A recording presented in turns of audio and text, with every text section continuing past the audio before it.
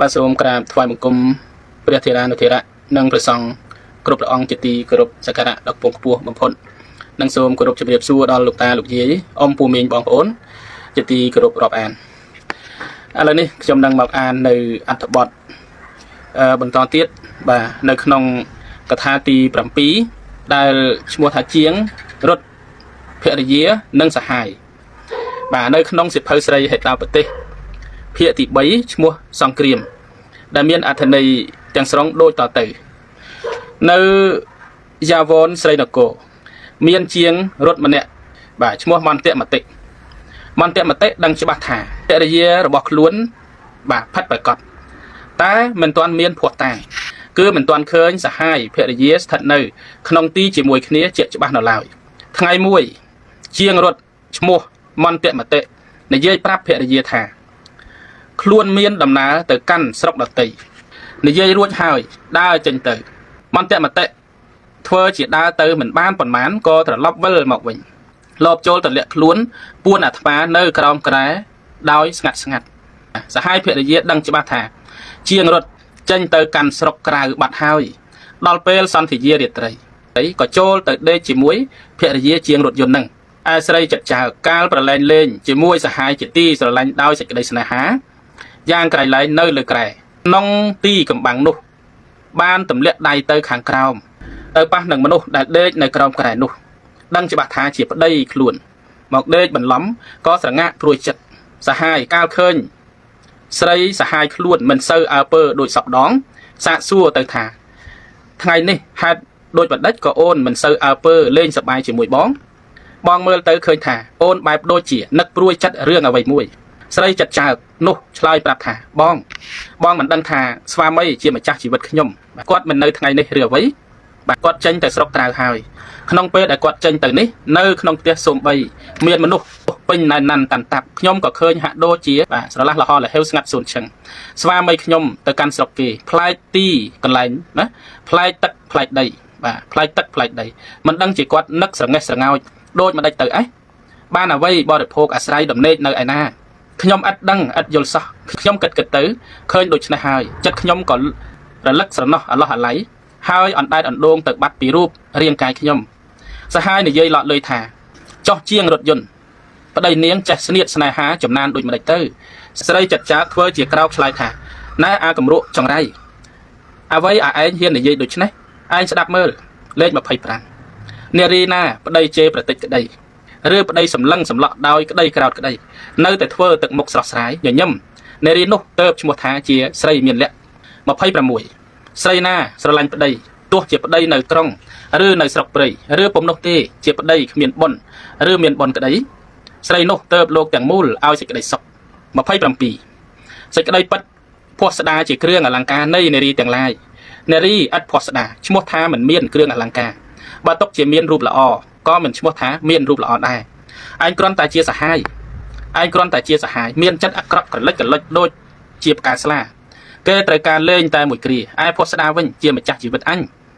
បើគាត់ចង់លក់គាត់លក់អញទៅឲ្យទេពតាឬក៏ឲ្យអញទៅដល់ព្រាហ្មណ៍ក៏សឹងតែបានតែចាំបាច់និយាយបោបាច់ច្រើនធ្វើអ្វី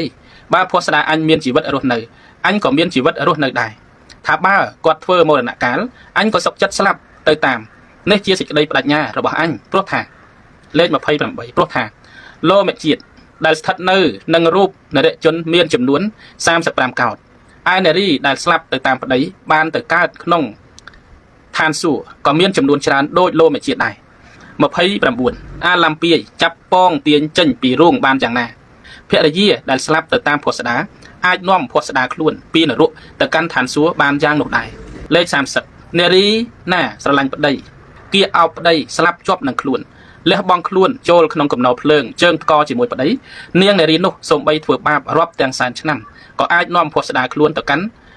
សុរៈលោកគឺឋានសួគ៌បានកាលនោះជាងរថយន្តបានស្ដាប់ភរិយានិយាយសពអស់អាតសេចក្តីគិតក្នុងចិត្តថាអាត្មាអញហៅចំជាមានភ័ព្វមានសំណាងបានប្រពន្ធគ្រប់លក្ខ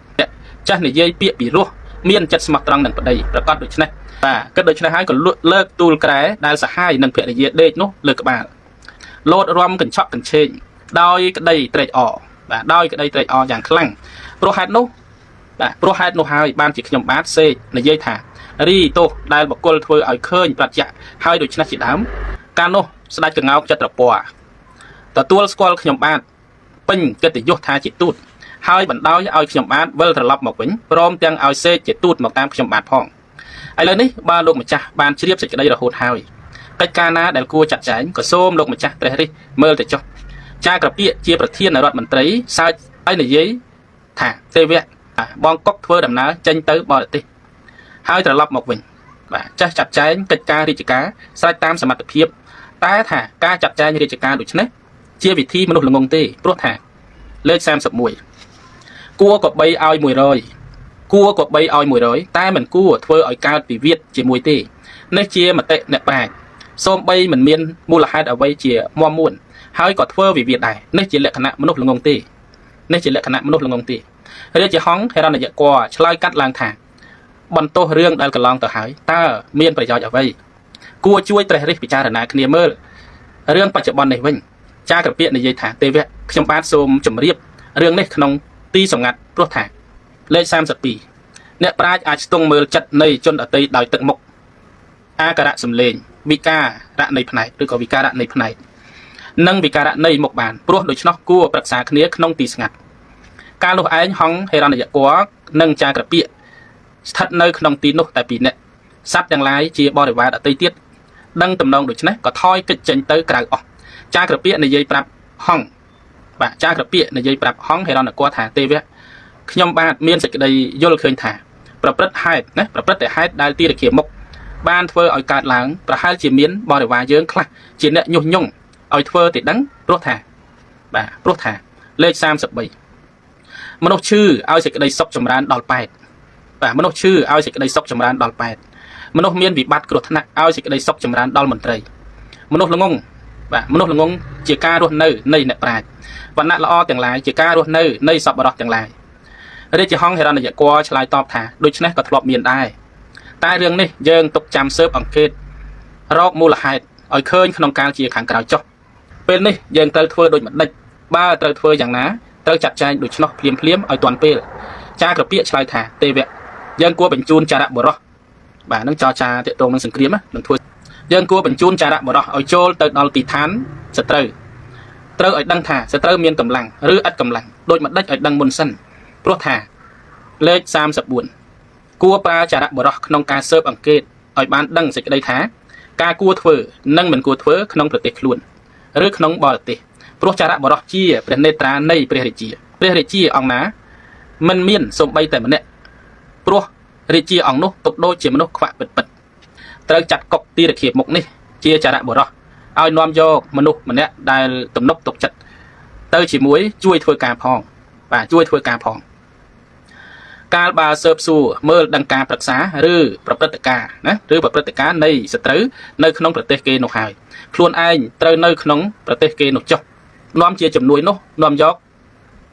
ការសម្ងាត់ដែលស៊ើបបានមកប្រាប់យើងដោយសម្ងាត់ជាទីបំផុតព្រោះថាលេខ35ព្រះរាជាត្រូវបង្កប់ចារៈបុរសប្រើឲ្យយកភេទជាតបោះណាជាតបោះឲ្យចូលទៅដើម្បីសិក្សាសាស្ត្រវិទ្យាក្នុងបណ្ឌិតស្ថានក្នុងអាស្រមឬក្នុងទេវស្ថានផ្សេងចារៈបុរសនៃការសម្ងាត់នេះក៏ត្រូវរកមនុស្សសំខាន់ដែលទៅផ្លូវទឹកក៏បានផ្លូវគោកក៏បានដូច្នេះបានជាត្រូវចាត់ឲ្យកុកទីរគាមុខនេះទៅហើយត្រូវរកកុកមួយទៀតឲ្យបានជាគ្នាជូនទៅផងព្រមទាំងយកកុកមួយក្នុងផ្ទះទីរគាមុខឲ្យមកធ្វើជាទ្វារបាលរក្សាព្រះរាជវាំងជំនួសផងតែការនោះត្រូវធ្វើឲ្យស្ងាត់ដែលនឹងអាចស្ងាត់បាន